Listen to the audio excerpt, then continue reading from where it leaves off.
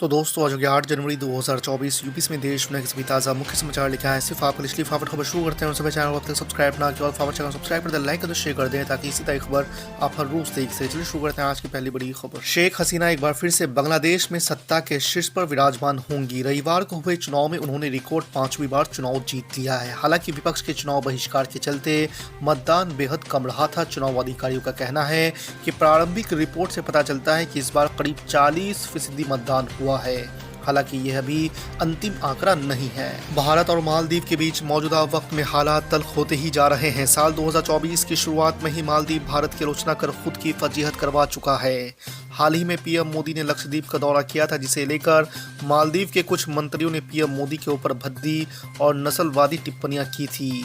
PM Modi के खिलाफ मालदीव के मंत्रियों की टिप्पणियों को दुनिया के साथ ही साथ मालदीव में भी विरोध हुआ, जिसके बाद मालदीव सरकार नींद से जागी। आपको बता दें कि मालदीव में नवनिर्वाचित मोहम्मद मोइज्जू सरकार ने तीनों मंत्रियों पर कार्रवाई कर उन्हें बर्खास्त किया है। All India United democratic front के प्रमुख मौलाना बदरुद्दीन अजमल ने कहा है कि इस महीने मुसलमान ट्रेनों में सफर करने से बचें।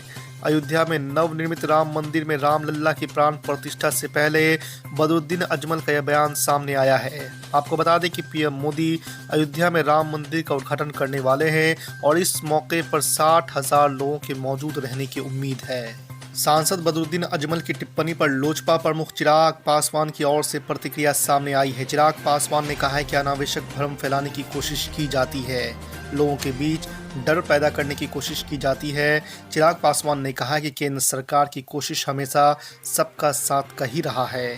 सबका साथ, सबका विकास और सबका विश्वास। किसी को यात्रा करने से रोकना गलत है। अग्निवीर योजना को लेकर रालोद सुप्रीमो चौधरी जयंत सिंह ने बड़ा ऐलान कर दिया है।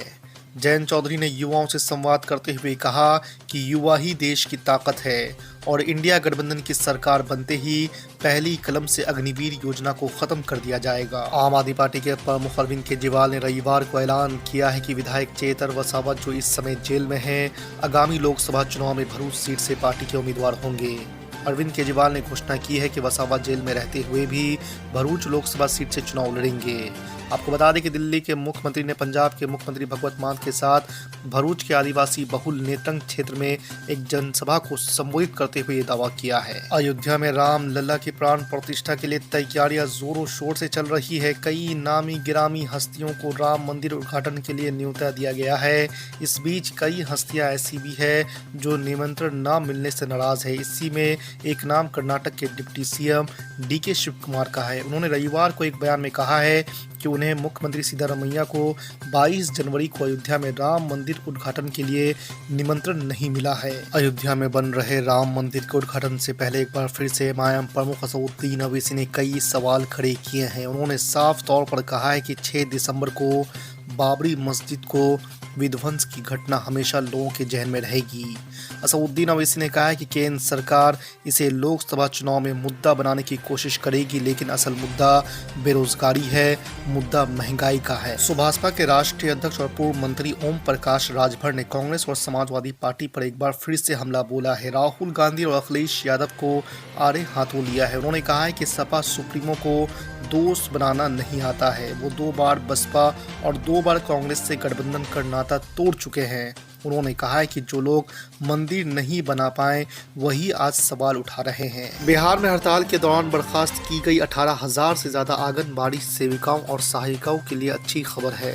हड़ताल अवधि में सेवा मुक्त की गई आंगनबाड़ी सेविका और सहायिका की नौकरी बहाल होगी। मुख्यमंत्री नीतीश कुमार ने ये घोषणा की है। मुख्यमंत्री ने शनिवार को आंगनबाड़ी सेविकाओं और सहायिकाओं से मुलाकात की। इसके बाद उन्होंने कहा है कि जिन कर्मियों को हड़ताल के दौरान नौकरी गंवानी पड़ी उन्हें फिर से चयनित किया जाएगा। दिल्ली सरकार और एलजी के बीच एक के बाद एक कई कानूनी विवाद सुप्रीम कोर्ट तक पहुंचे हैं। शुक्रवार को फरिश्ते योजना से जुड़ी अरविंद केजरीवाल सरकार की याचिका पर सुनवाई करते हुए सुप्रीम कोर्ट ने एलजी को नसीहत दी है कि वे हर मुद्दे को प्रतिष्ठा का सवाल न बनाएं। साथ ही कोर्ट ने एलजी का जवाब सुनने के बाद उनसे हलफनामा मांगा और कहा है कि उनकी बात सच हुई तो आम आदमी पार्टी सरकार पर भी जुर्माना लगाया जाएगा। दिल्ली के कथित शराब घोटाले में जेल में बंद आम आदमी पार्टी के सांसद संजय सिंह को राहत मिली है। दरअसल दिल्ली की राउज एवेन्यू कोर्ट ने उन्हें जेल से बाहर जाने की अनुमति दे दी है। हालांकि ये राहत उन्हें केवल राज्यसभा के नामांकन भरने के लिए दी गई है। आपको बता दें कि संजय सिंह को एक बार फिर से राज्यसभा चुनाव के लिए उम्मीदवार बनाया गया है। इसके नामांकन के लिए उन्हें खुद मौजूद रहना होगा, इसलिए कोर्ट ने उन्हें जेल से बाहर आने की इजाजत दी है। पूर्व भारतीय क्रिकेटर अम्माती रायडू ने वाईएसआर कांग्रेस पार्टी छोड़ने की घोषणा की है। रायडू को आंध्र प्रदेश की सत्ताधारी पार्टी में शामिल हुए अभी 10 दिन भी नहीं हुए थे। उन्होंने 28 दिसंबर को ही वाईएसआर कांग्रेस पार्टी ज्वाइन की थी। आपको बता दें कि रायडू ने सोशल मीडिया एक्स पर एक पोस्ट में लिखा है कि उन्होंने कुछ समय के लिए राजनीति से दूर रहने का फैसला किया है। अयोध्या स्थित राम मंदिर में होने वाले समारोह के लिए शिवसेना यूबीटी प्रमुख उद्धव ठाकरे को निमंत्रण नहीं मिला है। 22 जनवरी को राम मंदिर में मूर्ति की प्राण प्रतिष्ठा होगी। इस दिन उद्धव ठाकरे क्या करेंगे, इसको लेकर उन्होंने अपना प्लान बताया है। उद्धव ठाकरे ने कहा है कि वो उनकी पार्टी के नेता उस दिन नासिक में एक मंदिर जाएंगे और गोदावरी नदी तट पर महाआरती करेंगे। कांग्रेस नेता राहुल गांधी की भारत जोड़ो न्याय यात्रा 14 जनवरी को मणिपुर से शुरू होने वाली है। पार्टी के राष्ट्रीय अध्यक्ष मल्लिकार्जुन खड़गे ने कहा है कि ये देश के बुनियादी सामाजिक, राजनीतिक और आर्थिक मुद्दों पर केंद्रित होगी। इस मौके पर उन्होंने भारत जोड़ो न्याय यात्रा का लोगो और टैगलाइन न्याय का हक मिलने तक भी लॉन्च किया है। उन्होंने कहा है कि हम 14 जनवरी से भारत जोड़ो न्याय यात्रा शुरू करने जा रहे हैं। राहुल गांधी के नेतृत्व में ये यात्रा मणिपुर के इंफाल से शुरू होगी और मुंबई में समाप्त होने से पहले देश के 15 राज्य से होकर गुजरेगी।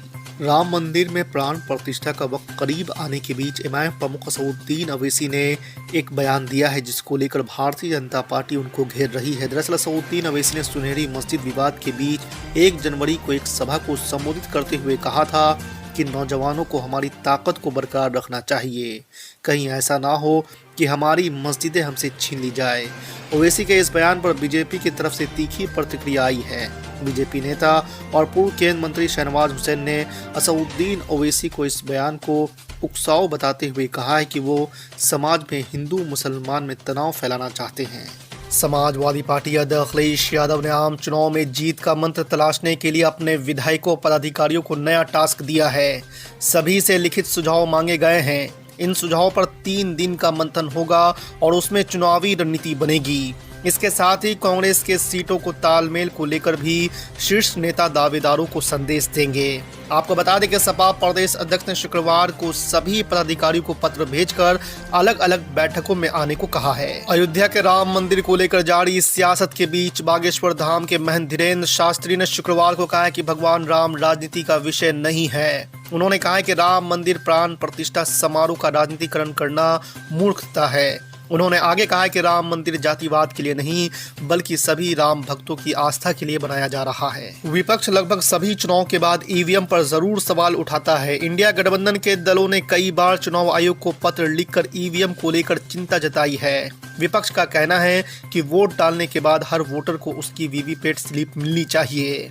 आपको बता दें कि इस पर चुनाव आयोग की तरफ से भी पत्र जारी करके जवाब दिया गया है। कांग्रेस नेता जयराम रमेश को जवाब देते हुए चुनाव आयोग ने कहा है कि ईवीएम का प्रयोग न्याय शास्त्र के अनुकूल लोकतांत्रिक व्यवस्था को और मजबूत करने के लिए शुरू किया गया था।